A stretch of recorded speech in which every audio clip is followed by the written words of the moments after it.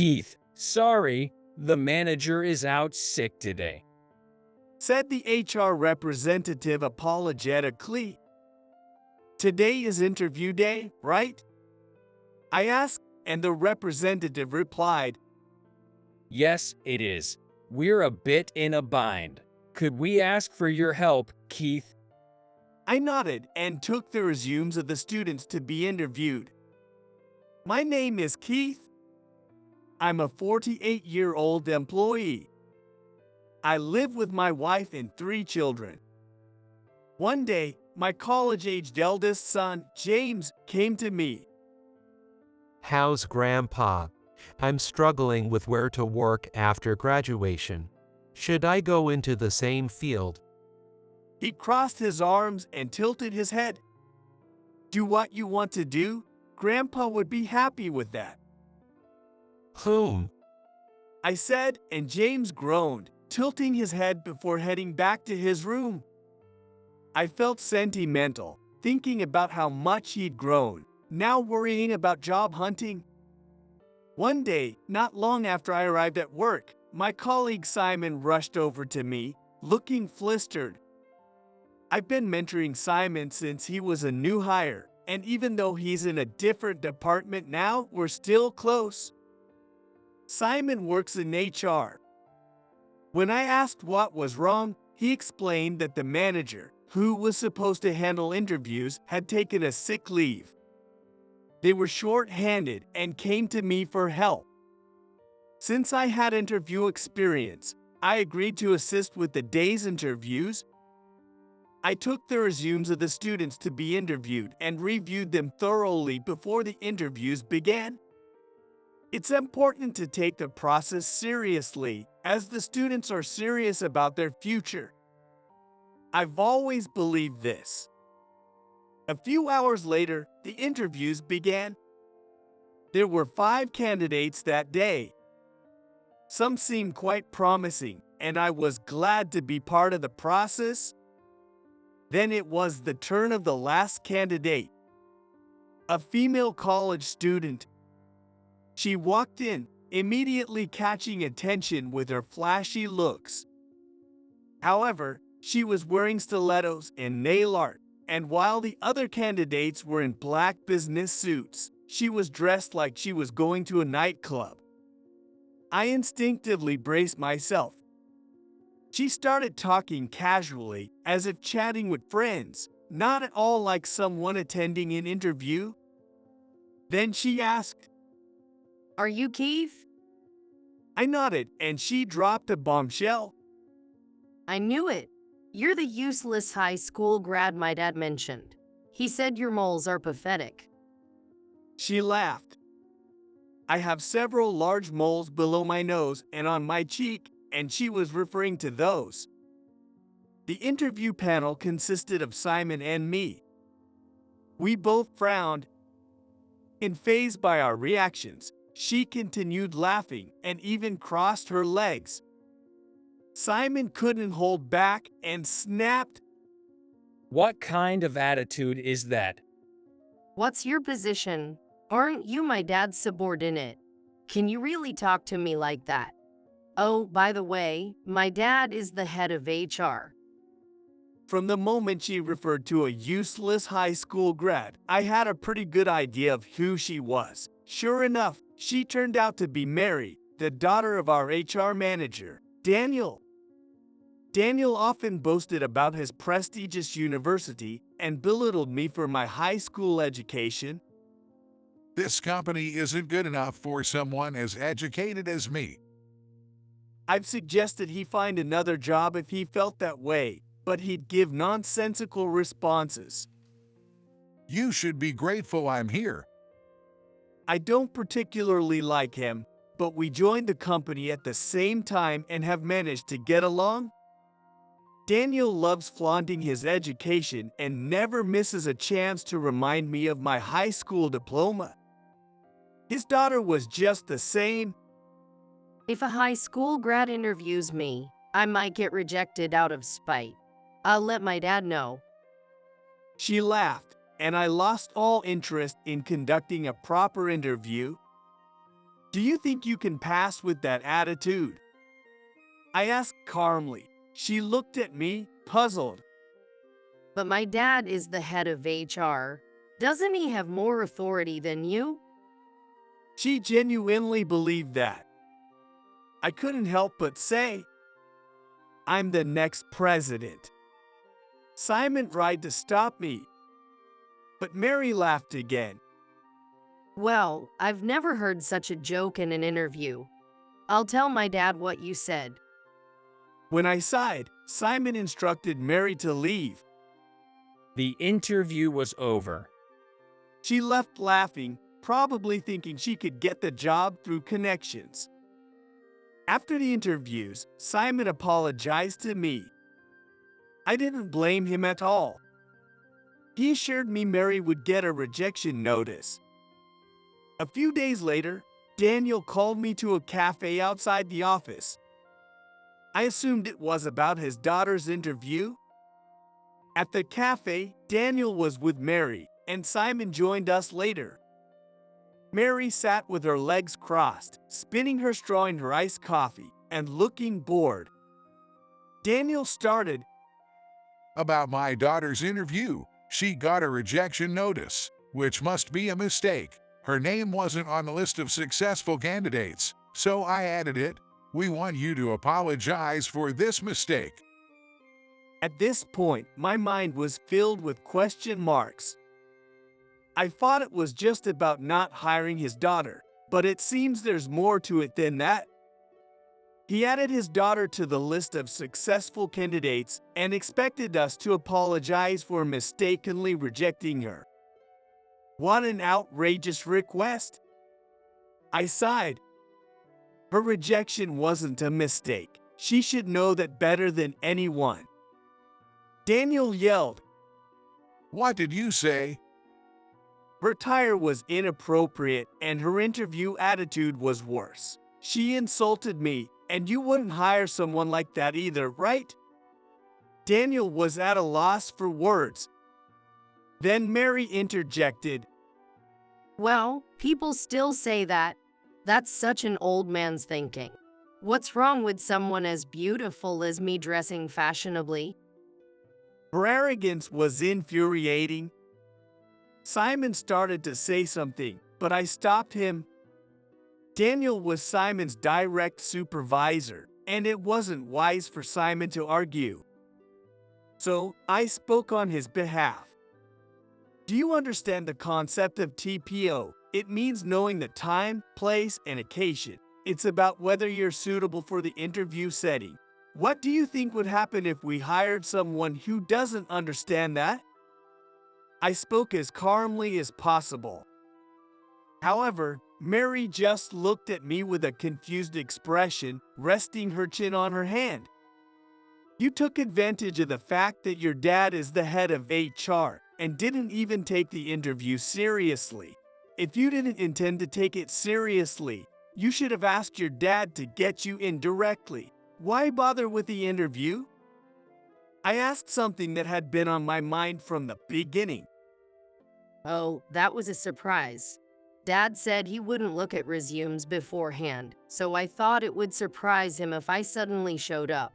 Plus, I heard there would be several interviewers, so I thought it would be nice to show off that he has a beautiful daughter. It would have made my dad proud. Well, Dad got sick, so I couldn't surprise him. But I thought I'd surprise him with the job offer letter. She laughed as she explained. So Daniel didn't know his daughter was going to the interview? Mary had planned to surprise him with the job offer letter, but she received a rejection notice instead. That's why she cried to Daniel, and now they were trying to make us apologize. I turned to Daniel. Do you know how your daughter behaved during the interview? Daniel laughed. What? No matter how she behaved, there's no way my daughter would fail. She's different from a high school graduate like you. It was shocking that both father and daughter had such attitudes. But Simon, who had been silent, couldn't hold back any longer and raised his voice. Daniel, What are you saying to Keith? That's too rude. Besides, Keith is a high school grad. He graduated from a foreign university. Simon seemed quite agitated. Daniel looked stunned. Simon continued.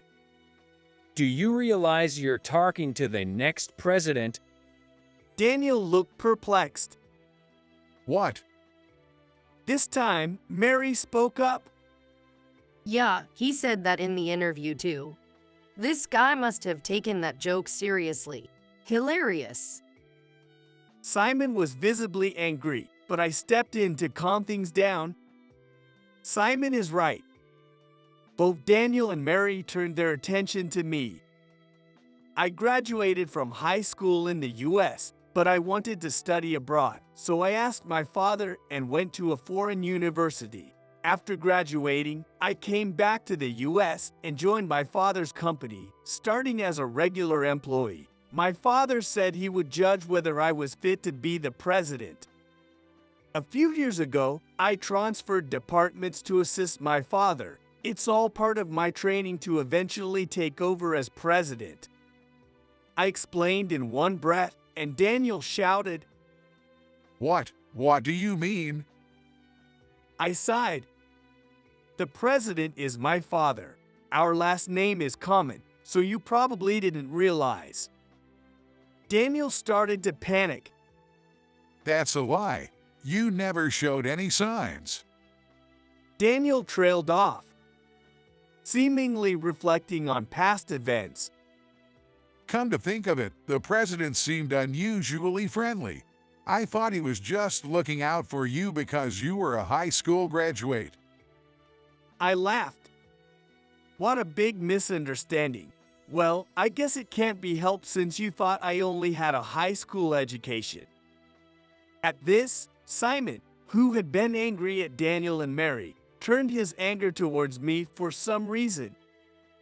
Keith, this isn't a laughing matter. The reason they don't take you seriously is because you didn't correct them about your education. If you had mentioned your degree, this wouldn't have happened. Simon has always been overly serious, and this hasn't changed since the old days. My bad. But education isn't something you flaunt. Besides, I don't like people who judge others based on their education.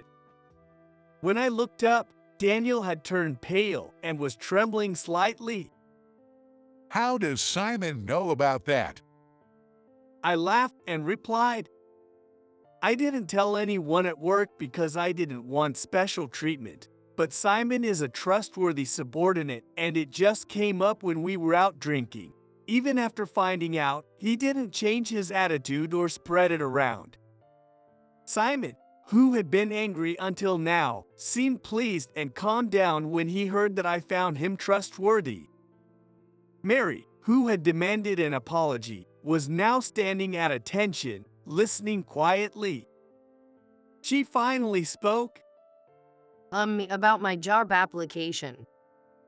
Before she could finish, Simon quickly retorted. Like I said, you're not hired. After how you acted in the interview, there's no way to change that. Mary started to panic. Wait, this is bad. I haven't considered any other jobs and was relying on my dad's influence to get in. I'm not prepared for anything else. Everyone else is already getting job offers, and I'm in trouble. Daniel remained silent, still pale. I spoke firmly to Mary. Being in trouble doesn't change anything. You should have taken the interview seriously. You need to take responsibility for your actions. She looked down, clearly shocked. Seeing this, Daniel finally came to his senses and clung to me. Please do something. I apologize for everything. I'll properly educate my daughter. I beg you. Simon and I exchanged looks and sighed. You think someone who belittles others as uneducated can properly educate anyone? An apology isn't enough. I said, and Simon continued. Exactly. I thought you were more reasonable, Daniel. It's shocking to realize my boss is like this. Daniel was speechless, and Mary remained downcast. Aside from your insults to me, Daniel, you delegated the interview to Simon, right? I'll report this tampering with the results to the president. We might need to discuss your future in the company, I said as I stood up. Mary stood in my way. Please? I'll do anything. If I don't get this job, my friends will laugh at me. I sighed and said as I left the room with Simon. There's another interview. You should try taking it seriously. Whether you pass or not depends on you. I reported the incident to my father, and it was decided that Daniel would be transferred to another department and demoted. Simon got promoted to department head and everything seemed resolved. However, Daniel's daughter actually showed up for the next interview. She was better than last time, but her language was still bad and her answers were off target. She wasn't hireable. Simon, who handled the interview, reported to me. Well, at least she should be able to accept it now. I said this, and Simon nodded. Then Simon, as if remembering something, showed me a resume. Right, this person seems promising.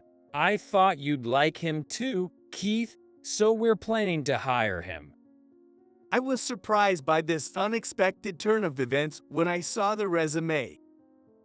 A while later, when I got home, my eldest son, James, was waiting for me. Look at this. He handed me an offer letter from our company. The resume Simon had shown me was my son's. Our last name is pretty common, so it's understandable that he didn't recognize it.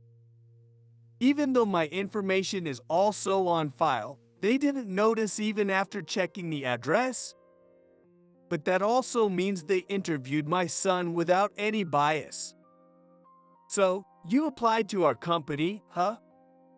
I said, and my son replied happily. Yeah, I respect Grandpa and you, and I wanted to work at the same company. I kept it a secret because I thought you'd use your connections to get me in. But, do you think my resume gave it away? I laughed. I don't think so. As the time for new hires arrived, my son was assigned to the same department as Daniel, but Daniel didn't realize he was my son.